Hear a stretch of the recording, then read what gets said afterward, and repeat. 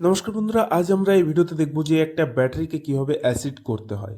বন্ধুরা, এই যে ব্যাটারিটি আপনারা দেখছেন, এই ব্যাটারিটি আমরা আগের ভিডিওতে দেখেছি যে কিভাবে এই ব্যাটারির সেল চেক করতে হয় এবং কিভাবে অ্যাসিড ঠিক আছে কিনা চেক করতে হয়। তো বন্ধুরা, এর আগের ভিডিওতে আমরা পুরো একদম পার্ট টু পার্ট পুরো চেক করে দেখেছি এই ব্যাটারিটি। আর এই ব্যাটারিটির যে বিস্তারিত কীভাবে অ্যাসিড চেক করতে হয়, কীভাবে সেল চেক করতে হয়, এগুলো পুরোপুরি যদি আপনারা দেখতে চান তাহলে আমি ডেসক্রিপশানে লিঙ্ক দিয়ে দেবো, ওখান থেকে আপনারা দেখে নেবেন।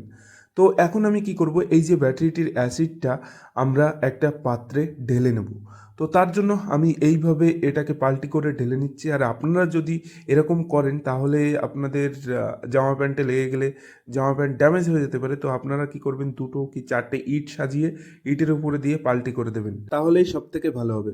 তো বন্ধুরা, এখানে আমার ব্যাটারির যে জলগুলো আছে এগুলো আমি এই যে বালতির ভিতরে স্টোর করে নিয়েছি এই পাত্রে। আর এই যে অ্যাসিডের কোয়ালিটি আপনারা দেখতে পাচ্ছেন, এই জলটা কিন্তু এখান থেকে কিছু সময় মানে মোটামুটি 8-10 ঘন্টা রাখার পরে কিন্তু ওটা একদম পুরো ক্লিয়ার হয়ে যাবে, যেমন আমি এই ব্যাটারির ভিতরে ঢালছি।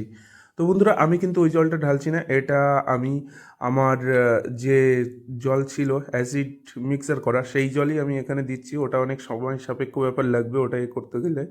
তো বন্ধুরা, এখানে প্রত্যেকটা সেলে সমান পরিমাণে আমি ব্যাটারির জল দিয়ে দিয়েছি। আর বন্ধুরা, এই যে ব্যাটারি, এই ব্যাটারিতে জল দেওয়ার সময় আমাদের একটাই কথা মাথায় রাখতে হবে, প্রত্যেকটা সেলে কিন্তু সমান পরিমাণে দিতে হবে। কোনো সেলে বেশি কোনো সেলে কম হয়ে গেলে কিন্তু এই যে ব্যাটারির যে অ্যাসিডের গ্র্যাভিটি এটা হেরফের হয়ে যায়। তো বন্ধুরা, আমরা প্রত্যেকটা সেলে সমান পরিমাণে জল দেবো। এবং এই যে অ্যাসিড জলটা, এই গ্র্যাভিটি ওয়াটার, এটা আপনারা পেয়ে যাবেন আপনাদের ওখানে যে নিকটবর্তী ব্যাটারি রিপেয়ার শপ আছে, সেখানে কিন্তু অ্যাসিড গ্র্যাভিটি যুক্ত 1250 জল পেয়ে যাবেন। ওখান থেকে নিয়ে চলে আসবেন, মাত্র 60 টাকা কেজি নেবে। তো ওখান থেকে নিয়ে এসে আপনি আপনার ব্যাটারি বাড়িতে নিজে হাতেই রিপেয়ার করে নিতে পারবেন, কোনো মিস্ত্রি চার্জ দিতে হবে না। আর এরপরে কিন্তু এই ব্যাটারিটিকে চার্জে বসিয়ে দিয়েছি। তো বন্ধুরা, এটা চার্জে আমরা 7 থেকে 8 ঘন্টা ছেড়ে দেবো। এখানে 15 এম্পিয়ার রেটিংয়ে চার্জ হচ্ছে। আর এটাকে 6 থেকে 7 ঘন্টা রাখার পরে এখানে কিন্তু রেজাল্ট চলে এসছে। প্রত্যেকটা সেল কিন্তু ফুটতে শুরু করেছে আর এখান থেকে হালকা হালকা স্মেল বার হচ্ছে। আর বন্ধুরা, আপনাদের কাছে যদি এরকম হাই চার্জার না থাকে তো আপনারা কি করবেন, সোলার প্যানেলের মাধ্যমে কীভাবে ব্যাটারিকে চার্জ করবেন সেটাও কিন্তু আমি বিস্তারিতভাবে আমার আগের যে ভিডিওটা পার্ট 1 সেটাতে বলে দিয়েছি। তো আপনারা কি করবেন, ডেসক্রিপশানে গিয়ে ভিডিওটি দেখে নেবেন।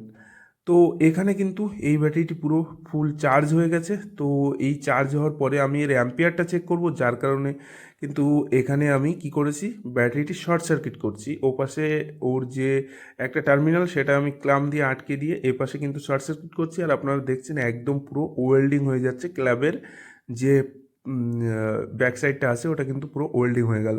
তো তার মানে ব্যাটারিটি একদম আগের মতো নতুন অবস্থায় ফিরে এসছে আর ব্যাটারিটিকে আবার ইউজ করা যাবে।